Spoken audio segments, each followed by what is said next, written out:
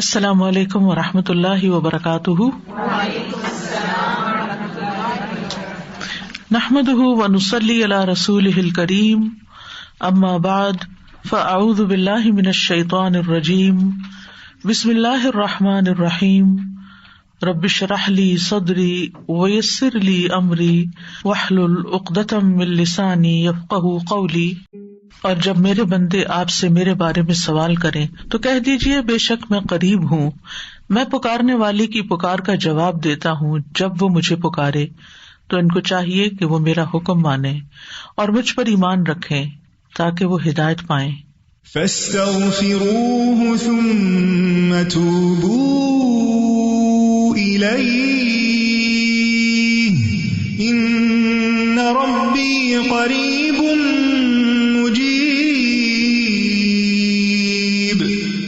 سو اس سے بخشش مانگو، پھر اس کی طرف پلٹ آؤ، یقیناً میرا رب قریب ہے، قبول کرنے والا ہے۔ اللہم لک الحمد لا الہ الا انت وحدک لا شریک لک المنان بدیع السماوات والارض ذا الجلال والاکرام۔ اے اللہ، ساری تعریف تیرے لیے ہے، تیرے سوا کوئی الہ نہیں، تو اکیلا ہے، تیرا کوئی شریک نہیں، تو بہت نوازنے والا ہے، تو آسمانوں اور زمین کا پیدا کرنے والا ہے، اے جلال اور اکرام والے رب۔ اللہم صلی علی محمد وعلی آل محمد کما صلیت علی ابراہیم وعلی آل ابراہیم انک حمید مجید۔ اللہم بارک علی محمد وعلی آل محمد کما بارکت علی ابراہیم وعلی آل ابراہیم انک حمید مجید۔ آج ہم انشاءاللہ رزق میں کشادگی کی دعائیں پڑھیں گے۔ اللہ تعالیٰ نے انسان کو پیدا کیا اور پیدا کرنے کے بعد یوں ہی چھوڑ نہیں دیا، بلکہ انسانوں کی ضروریات بھی پوری کی، انہیں رزق عطا کیا، انہیں زندگی بسر کرنے کے اسباب بھی فراہم کیے۔ سورۃ الروم میں اللہ تعالیٰ فرماتے ہیں، اللہ الذی خلقکم ثم رزقکم ثم یمیتکم ثم یحییکم هل من شرکائکم من یفعل من ذلکم من شیء سبحانہ وتعالی عما یشرکون۔ اللہ وہ ہے جس نے تمہیں پیدا کیا ہے، پھر تمہیں رزق دیا ہے، پھر وہی تمہیں موت دے گا، پھر وہی تمہیں زندہ کرے گا۔ کیا تمہارے شریکوں میں سے کوئی ہے جو ان کاموں میں سے کچھ بھی کرے، یعنی زندگی دے اور رزق دے یا موت دے؟ وہ پاک ہے اور بہت بلند ہے اس سے جو وہ شریک ٹھہراتے ہیں۔ تو اللہ سبحانہ تعالی رازق ہے اور اس کی صفت الرزاق بھی ہے، یعنی بہت زیادہ رزق دینے والا۔ اس نے آسمان و زمین کی تخلیق کے وقت ہی زمین کے اندر معیشت اور رزق کے وہ سارے سامان رکھ دیے تھے جس کی زمین والوں کو ضرورت تھی۔ یعنی جب اللہ تعالیٰ نے زمین کو پیدا کیا تو صرف اس پلانٹ کو نہیں پیدا کیا بلکہ اس کے اندر اسباب رزق بھی پیدا کر دیے، اور جتنی بھی مخلوقات پیدا کی جو ان گنت ہیں، ہم گن نہیں سکتے۔ یعنی انسان تو انسان، انسانوں کے علاوہ جنات، پھر حیوانات، چرند پرند درندے، چونٹیاں، کیڑے مکوڑے، سمندر کی مخلوقات جو ان گنت ہیں، جن کی صرف اقسام ہی ان گنت ہیں۔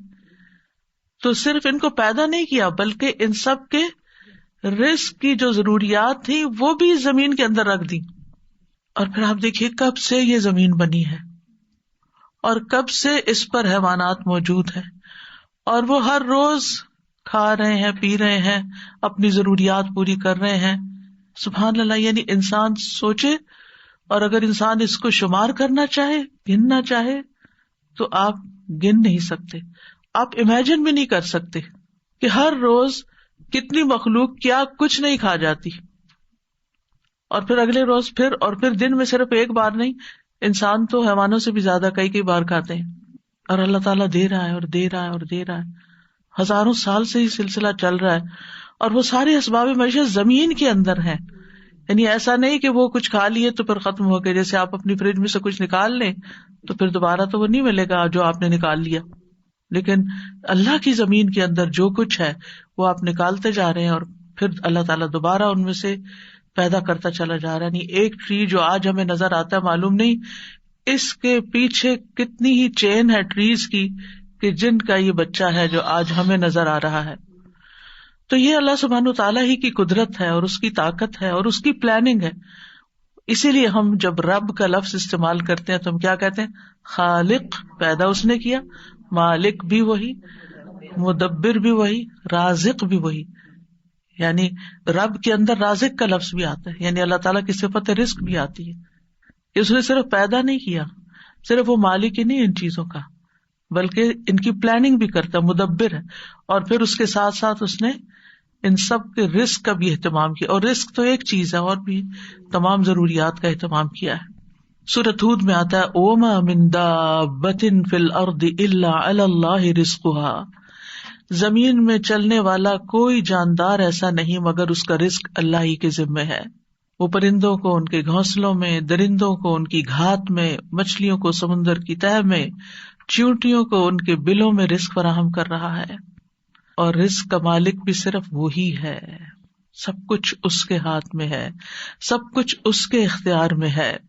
وہ جس کے لیے چاہتا ہے رزق کشادہ کر دیتا ہے، اور جس کو چاہتا ہے نپا تلا دیتا ہے، جس کے لیے چاہتا ہے تنگ کر دیتا ہے. ان اللہ یرزق من یشاء بغیر حساب. لیکن بندوں کے لیے حکم کیا ہے کہ وہ نکلیں، رزق کی تلاش کریں، اللہ سے رزق طلب کریں. فابتغوا عند اللہ الرزق واعبدوہ، سو تم اللہ ہی کے ہاں رزق تلاش کرو اور اسی کی عبادت کرو. حیوانات رزق کی تلاش میں نکلتے ہیں، پرندے اپنے گھونسلوں سے نکلتے ہیں، چیونٹیاں بلوں سے نکلتی ہیں، اور اسی طرح باقی مخلوقات بھی اپنے رزق کی تلاش میں سارا دن مارے مارے پھرتی ہے. صبح خالی پیٹ نکلتے ہیں اپنے گھونسلوں سے پرندے، اور رات کو پیٹ بھرے واپس لوٹتے ہیں. لیکن پیٹ بھرنے کے لیے ان کو محنت کرنی پڑتی ہے اور کوشش اور بھاگ دوڑ کرنی پڑتی ہے، جو وہ سارے کر رہے ہوتے ہیں. تو انسان کے لیے بھی لازم کیا ہے کہ اللہ کو الرازق سمجھتے ہوئے اس کے ساتھ ساتھ کوشش کرے، محنت کرے، بھاگ دوڑ کرے، اور پھر اس کے بعد اس کی عبادت کے لیے بھی وقت نکالے. پرندوں کی تو تسبیح کافی ہے، لیکن انسان کو عبادت کے مختلف طریقے سکھائے گئے ہیں. اس سلسلے میں آج کی دعا سورۃ المائدہ میں اللہ تعالیٰ فرماتے ہیں، عیسیٰ ابن مریم نے کہا، اے اللہ، اے ہمارے رب، تو ہم پر آسمان سے ایک خوان اتار جو ہمارے پہلوں اور پچھلوں کے لیے عید ہو جائے، اور تیری طرف سے ایک نشانی ہو، اور ہمیں رزق عطا فرما، اور تو سب سے بہترین رازق ہے. اس آیت میں عیسیٰ علیہ السلام کے زمانے میں ایک خاص واقعے کی طرف اشارہ ہے. عیسیٰ علیہ السلام نے جب لوگوں کو اللہ تعالیٰ کی طرف بلایا تو حواریوں نے اس پر لبیک کہا، آپ پر ایمان لائے، اور ایمان میں مزید اطمینان کے لیے عیسیٰ علیہ السلام سے کہا کہ کیا آپ کا رب یہ کر سکتا ہے، اس میں یہ قدرت ہے کہ ہم پر آسمان سے تیار شدہ کھانا اتارے.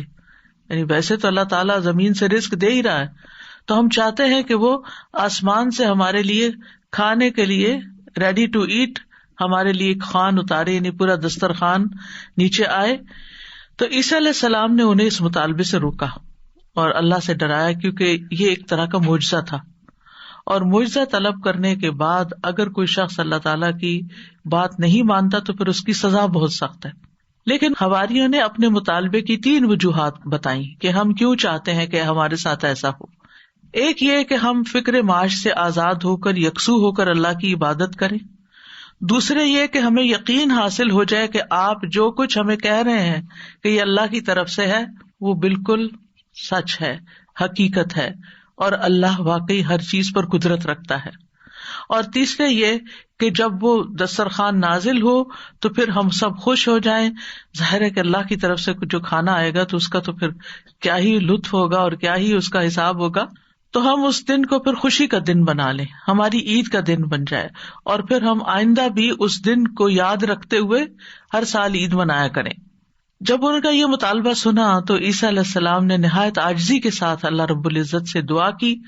لوگوں کا یہ مطالبہ اللہ تعالیٰ کے سامنے پیش کر دیا اور اللہ تعالیٰ سے دعا کی کہ لوگوں کو غیب سے رزق عطا فرمائے جو ان کے اگلوں اور پچھلوں کے لیے ایک یادگار خوشی کا دن بن جائے.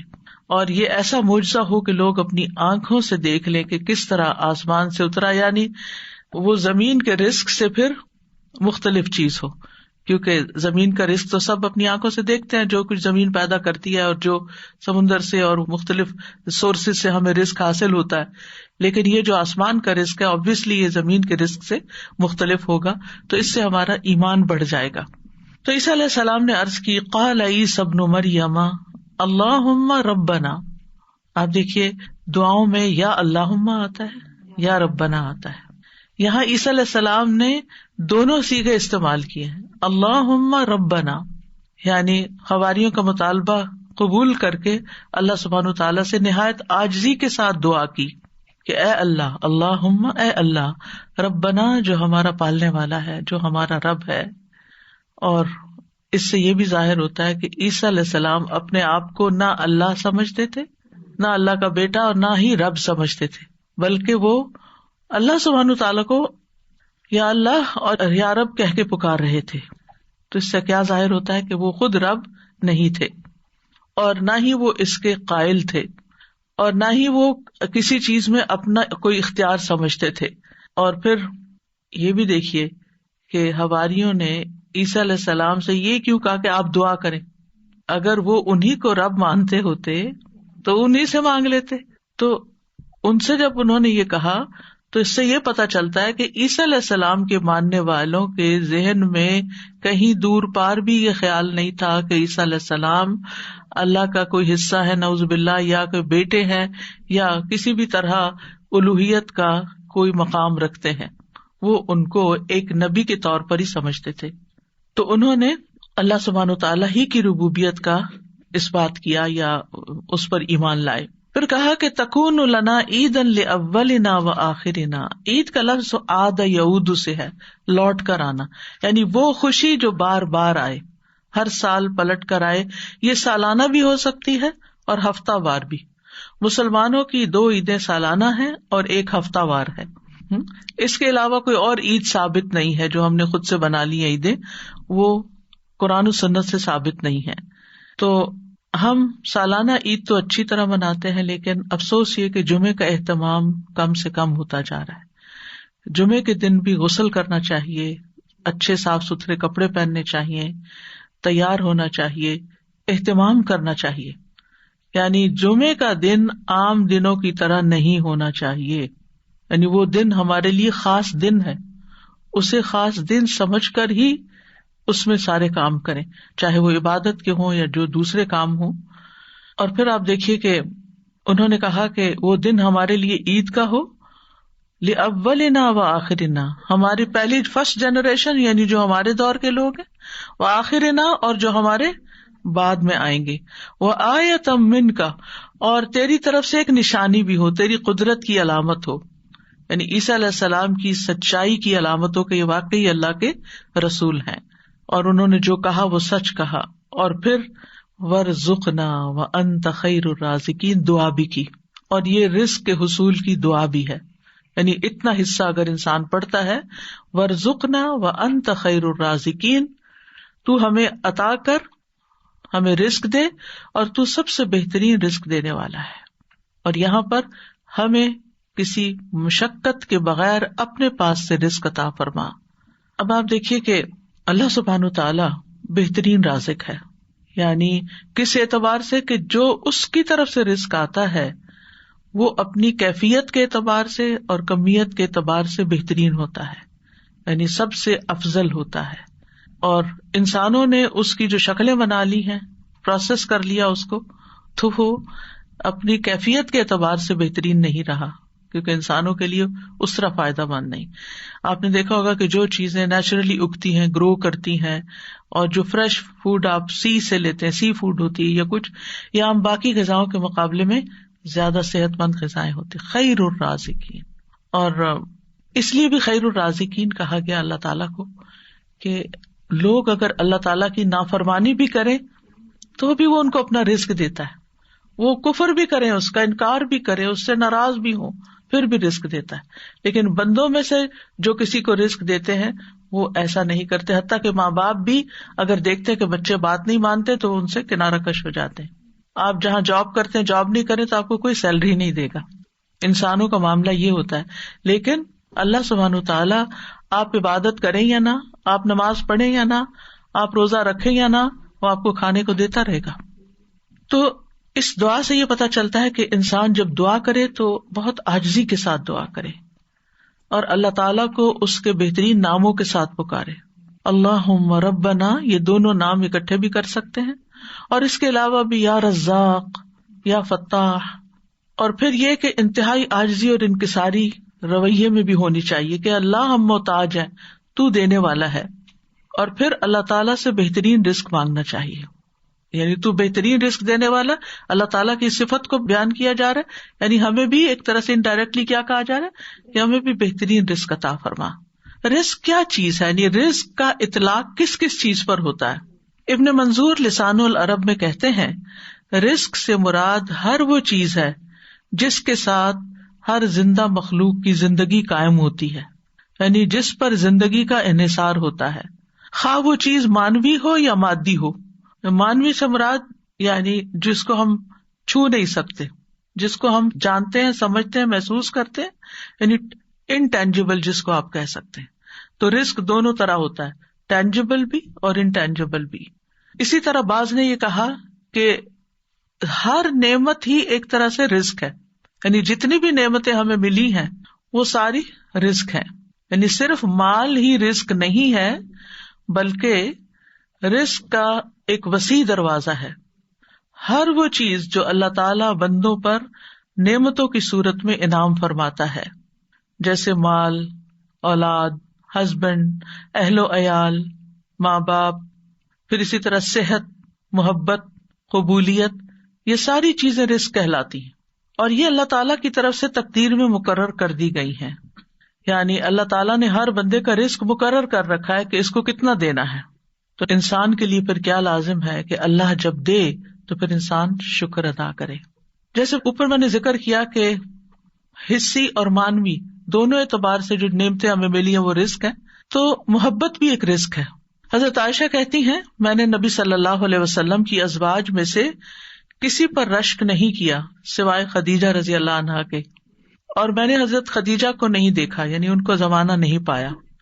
وہ فرماتی ہے کہ رسول اللہ صلی اللہ علیہ وسلم جب بکری ذبح کرتے تو آپ فرماتے کہ اس کا گوشت خدیجہ کی سہیلیوں کو بھیج دو. وہ کہتی ہے کہ ایک دن میں غصے میں آ گئی میں نے کہا آپ ہر وقت خدیجہ خدیجہ کرتے ہیں اور اس کی سہیلیوں تک کا خیال رکھتے ہیں.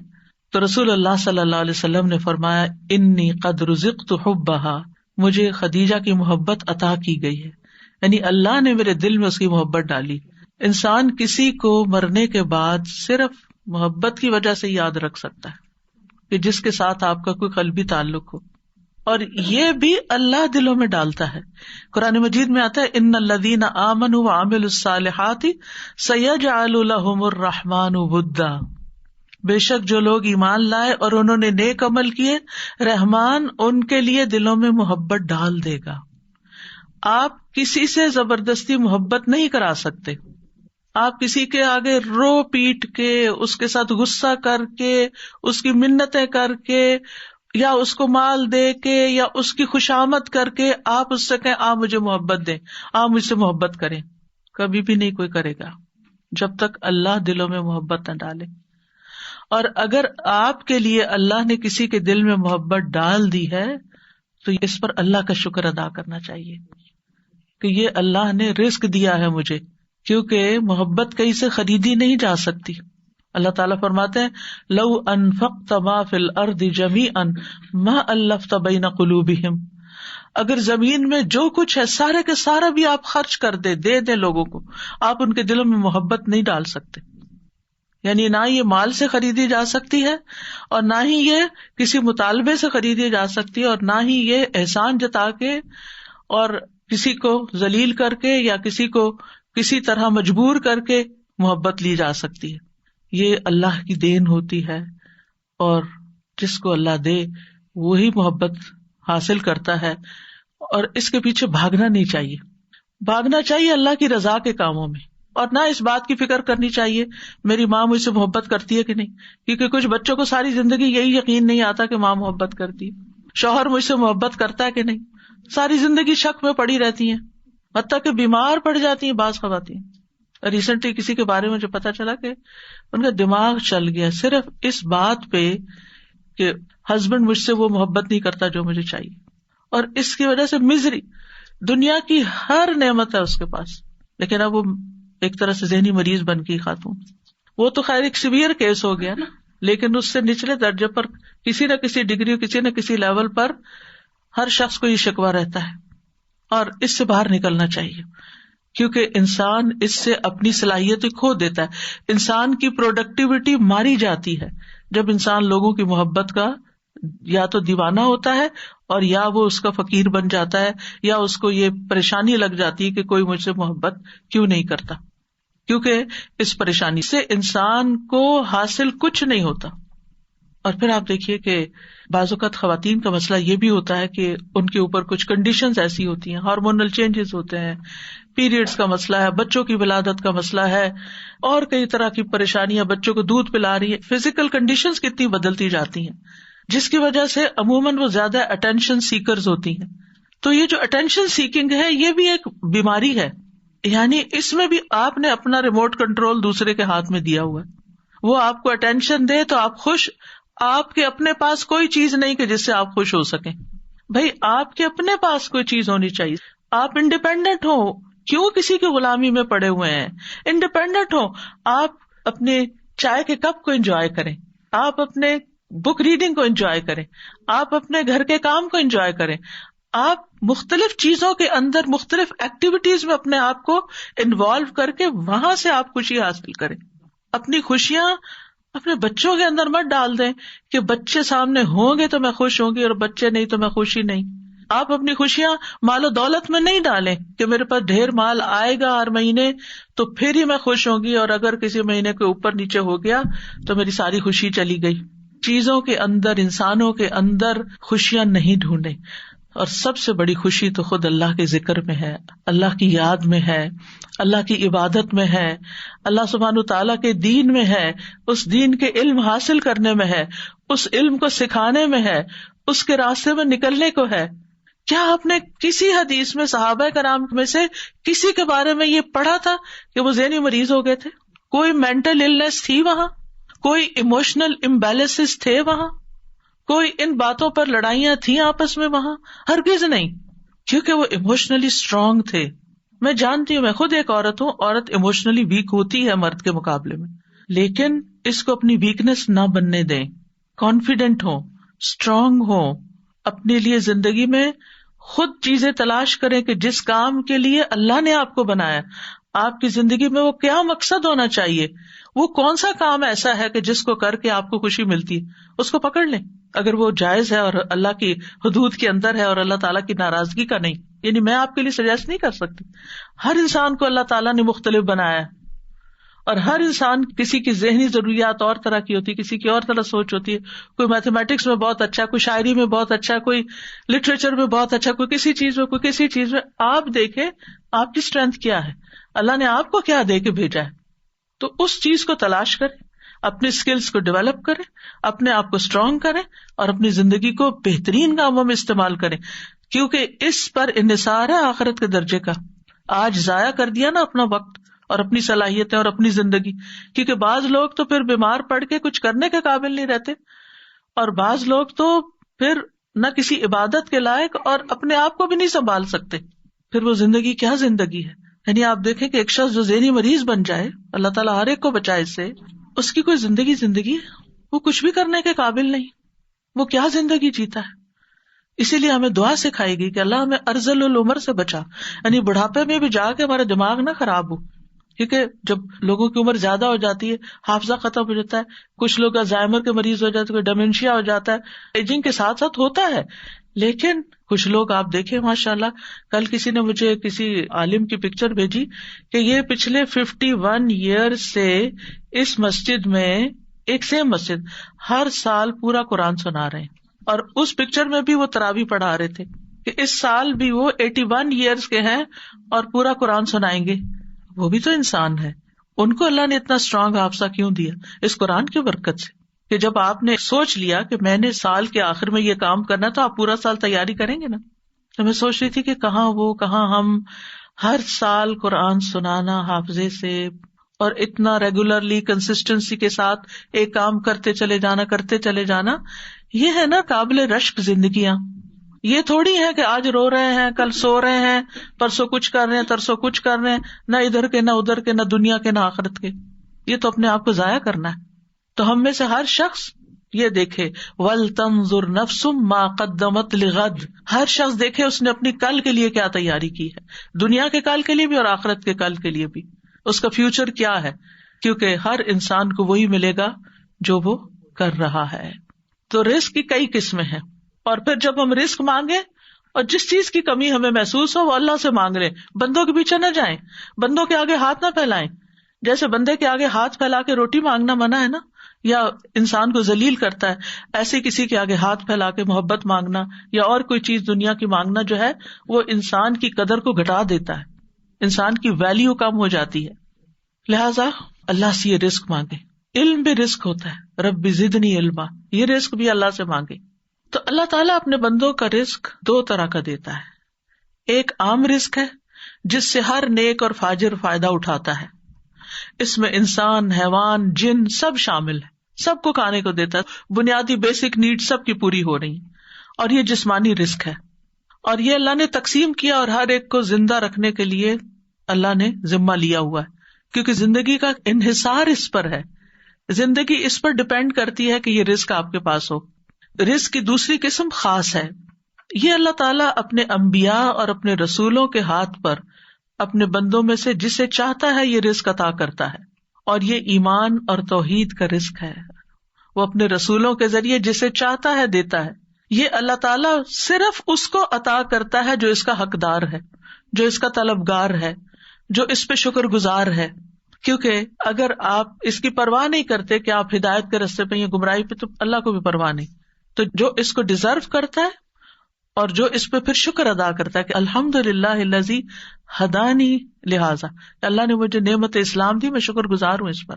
تو اللہ تعالیٰ تو بڑے فضل والا ہے, بہت زیادہ احسان کرنے والا ہے.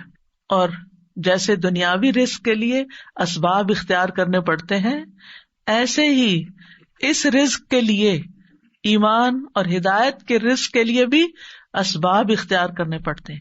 آپ کو کوشش کرنا پڑتی ہے, آپ کو نکلنا پڑتا ہے کہ آپ کو یہ رزق بھی ملے. یعنی یہ نہیں کہ دنیا کے رزق کے لیے تو ہم کوشش کریں اور جب دین کا رزق لینا ہو تو ہم کہیں اللہ تو بس ہدایت دے دے, ہم گھر میں بیٹھے. ایسے نہیں, اس کے لیے بھی محنت کرنی پڑتی.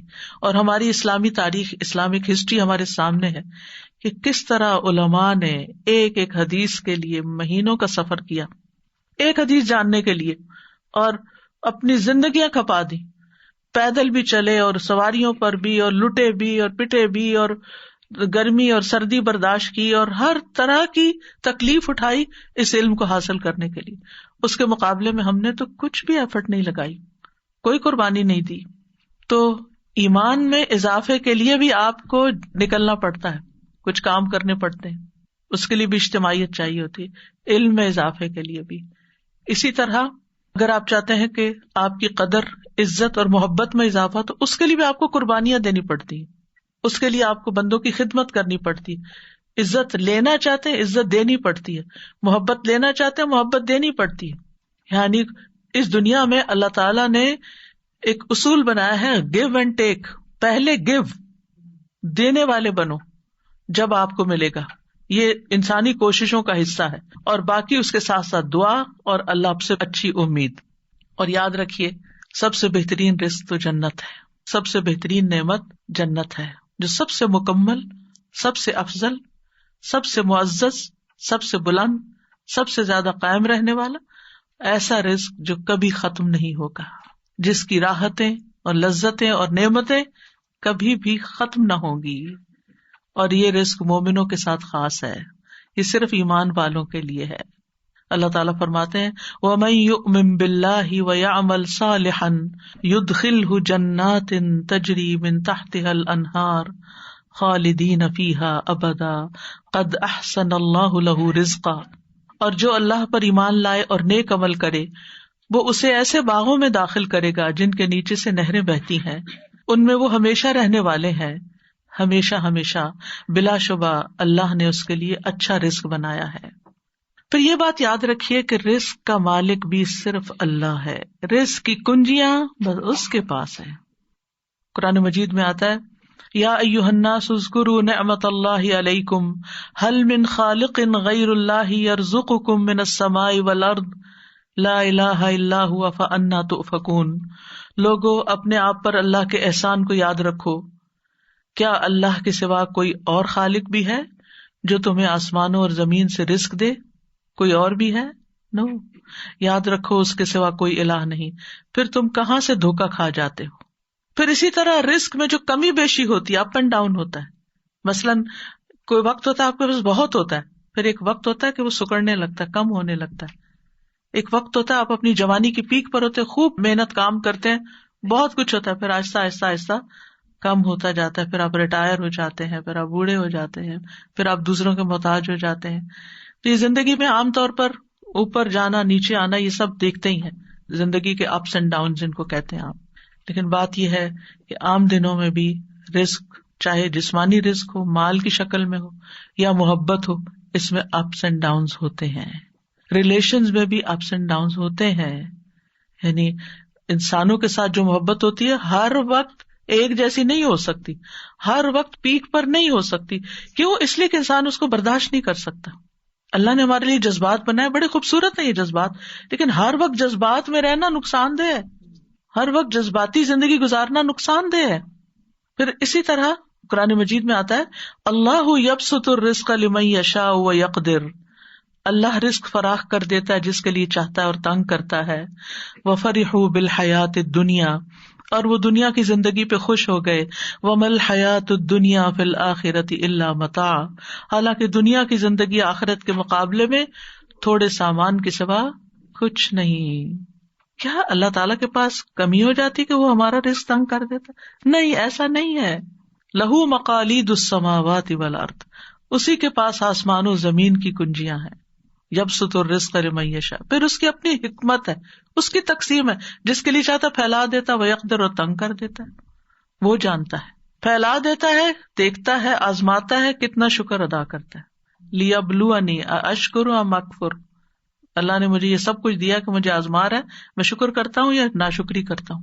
اور پھر تنگ کر دیتا ہے کہ صبر کرتا ہے یا واویلا کرتا ہے یا حرام طریقے اختیار کرنے لگتا ہے، وہ بھی آزمائش ہو جاتی ہے۔ بہرحال اس کے پاس تو خزانے ہیں، وَلِلَّهِ خَزَائِنُ السَّمَاوَاتِ وَالْأَرْضِ، اللہ کے پاس آسمان و زمین کے خزانے ہیں، اور ان میں سے وہ جس کو چاہے خوب نواز سکتا ہے، اور جتنا چاہے دے، اس کے خزانوں میں کوئی کمی نہیں آتی۔ رسول اللہ صلی اللہ علیہ وسلم نے فرمایا اللہ کا دایاں ہاتھ بھرا ہوا ہے، اور دن رات کی فیاضی سے اس میں کوئی کمی واقع نہیں ہوتی۔ کیا تم دیکھتے نہیں کہ جب سے اس نے آسمان و زمین پیدا کیے تب سے اس نے کتنی فیاضی کی ہے، دے رہا ہے، لیکن اس کے دائیں ہاتھ میں جو کچھ ہے اس میں کوئی کمی واقع نہیں ہوئی، یعنی عطا کرنے سے اس کے خزانوں میں کمی نہیں آتی۔ تو جب ہم دعا کریں نا، تو یہ میں آپ کو نالج کیوں دے رہی ہوں، تاکہ جب آپ اللہ سے رزق مانگیں تو آپ کے اللہ تعالیٰ آپ کے پاس تو ڈھیروں خزانے، اور دینے سے کمی بھی نہیں ہوتی۔ ایک تو نا کہ آپ کسی سے مانگتے، وہ کہتا بھی نہیں میں نہیں دے سکتا، میرے تو اپنے لیے کافی نہیں۔ انسانوں کے ساتھ تو ایسا معاملہ کرتے ہیں کیونکہ وہ ان کے پاس ہوتا نہیں ہے، وہ خود محتاج ہے۔ لیکن اللہ تو محتاج نہیں نا کسی کا، وہ تو بادشاہ ہے، اور اس کے پاس تو خزانے ہیں، اور وہ صرف کون کہے گا اور آپ کے پاس ڈھیر لگ جائیں گے۔ تو یہ یقین رکھتے ہوئے کہ اللہ سبحانہ تعالیٰ کے پاس بہت کچھ ہے، اللہ تعالیٰ فرماتے ہیں اے میرے بندو، اگر تمہارے اولین و آخرین اور جن و انس ایک صاف چٹیل میدان میں کھڑے ہو کر مجھ سے مانگے، سارے جمع ہو جاؤ، سب مانگے، اور میں ہر ایک کو جو وہ مجھ سے مانگے وہ عطا کر دوں، تو بھی میرے خزانوں میں کوئی کمی واقع نہیں ہوتی مگر اتنی جتنی سمندر میں سوئی ڈال کر نکالنے سے پانی میں کمی ہوتی۔ اللہ سبحانہ تعالیٰ کے خزانے آسمانوں میں بھی ہیں اور زمین میں بھی ہیں۔ وَفِي السَّمَاءِ رِزْقُكُمْ وَمَا تُوعَدُونَ، اور پھر زمین پر بھی بے شمار ریسورسز ہیں۔ انسان کو چاہیے کہ انسان آگے بڑھے اور کوشش کرے۔ حاتم الاسم سے پوچھا گیا من این تاکل، تم کہاں سے کھاتے ہو؟ کہا من عند اللہ، اللہ کے پاس سے۔ کہا گیا کیا اللہ تعالیٰ آسمان سے تمہارے لیے دینار اور درہم نازل فرمائیں گے؟ انہوں نے کہا کیا اللہ صرف آسمان میں ہی ہے؟ یعنی اس کے خزانے صرف آسمان میں ہیں، یہ زمین بھی اسی کی ہے اور یہ آسمان بھی اسی کا ہے. اگر وہ میرا رزق آسمان سے نہ دے گا تو زمین سے چلا کر میرے پاس لے آئے گا. یعنی وہ کہیں سے بھی دے سکتا ہے، ساری مخلوق کو دکھتا، کمزور سے کمزور ترین چھوٹی سے چھوٹی چیز کو بھی وہ رزق دیتا ہے. ہمیں جن کا منہ بھی نظر نہیں آتا وہ ان کی بھی ضروریات پوری کرتا ہے. اور ابن کثیر کہتے ہیں کہ یہ مشہور ہے کہ کوے کے بچے جب نکلتے ہیں تو ان کے پروں پر بال سفید ہوتے ہیں. یہ دیکھ کر ان کو بچوں سے نفرت ہوتی ہے اور وہ بھاگ جاتے ہیں. کچھ دنوں کے بعد پروں کی رنگت سیاہ ہو جاتی ہے، پھر ان کے ماں باپ واپس آتے ہیں اور انہیں دانا وغیرہ کھلاتے ہیں. اللہ عالم ابن کثیر کی تفسیر میں ہے، کسی نے تجربہ کیا ہوگا. ابتدائی ایام میں جبکہ ماں باپ ان بچوں سے متنفر ہو کے بھاگ جاتے ہیں اور پاس بھی نہیں آتے، اللہ تعالیٰ چھوٹے چھوٹے مچھر ان کے پاس بھیج دیتا ہے، وہی ان کی غذا بن جاتے ہیں. کہاں سے وہ دیتا ہے؟ یعنی اتنے چھوٹے، آپ دیکھیں کہ انڈا ہی کتنا چھوٹا ہوتا ہے اور اس میں بچہ کتنا چھوٹا ہوتا ہے، اور اللہ تعالیٰ ان کو بھیج دیتا ہے، جاؤ ان کی ضرورت پوری کرو. تو جو ان پرندوں کو دیتا ہے جن کے ماں باپ چھوڑ جاتے ہیں یا مر ہی جاتے ہیں، وہ ہمیں نہیں دے سکتا؟ وہ ہمیں ضرور دے سکتا ہے. کبھی مایوس نہ ہو، مایوسی کفر ہے. کیونکہ لوگوں کے پاس جب رزق تنگ ہوتا ہے، نہیں ملتا تو پھر بعض اوقات وہ مایوسی کی طرف چلے جاتے ہیں. اللہ سے ہمیشہ اچھی امید رکھیں کہ اللہ نے آج تک کھلایا ہے، اللہ نے آج تک دیا ہے، آگے بھی وہی دے گا، اور وہ نافرمانوں کو بھی دیتا ہے. حضرت ابراہیم علیہ السلام نے جب دعا مانگی تھی کہ اللہ اس شہر کو امن والا بنا دے اور اس کے رہنے والوں کو پھلوں سے رزق دے جو ان میں سے اللہ اور یوم آخرت پر ایمان لائے، اور اللہ نے کیا کہا تھا، جس نے کفر کیا اسے بھی میں تھوڑا سا فائدہ دوں گا. اچھا، دنیا میں جب ہم دیکھتے ہیں نا کہ نان بلیورز کے پاس بہت کچھ ہے تو ہم کہتے ہیں ان کے پاس اتنا کچھ ہے، ان کو اتنا زیادہ کیوں دیا؟ اللہ کے نزدیک وہ مچھر کے پر برابر بھی، وہ کچھ بھی نہیں ہے جو اللہ کے پاس اس کے مقابلے میں. تو ایک تو کبھی یہ نہیں سوچنا چاہیے کہ یہ شخص نماز بھی نہیں پڑھتا، یہ روزہ نہیں رکھتا، یہ فلاں نہیں کرتا، اور اس کو پھر بھی اللہ نے اتنا زیادہ دیا. وہ زیادہ نہیں ہے، وہ آپ کی چھوٹی نگاہ اس کو زیادہ دیکھ رہی ہے. جو اللہ نے آپ کو اس عبادت کے بدلے میں دینا ہے اپنے پاس، وہ تو کہیں زیادہ ہے. اس کے سامنے تو ساری دنیا کا مال بھی مچھر کے پر سے زیادہ نہیں ہے، بہت ہی حقیر ہے. تو دنیا میں اللہ تعالیٰ کسی کو جو دیتا ہے وہ بہت تھوڑا ہے بنسبت اس کے جو اللہ کے پسندیدہ بندوں کو آگے ملنے والا ہے. شیطان بھی اللہ ہی سے اپنا رزق مانگتا ہے. ابلیس نے کہا، میرے رب تو نے اپنی ساری مخلوق کا رزق واضح کر دیا، میرا رزق کہاں ہے؟ اللہ تعالیٰ نے فرمایا، ہر وہ چیز جس پہ میرا نام نہ لیا جائے وہ بندوں کے ساتھ پہ شامل ہو جاتا ہے.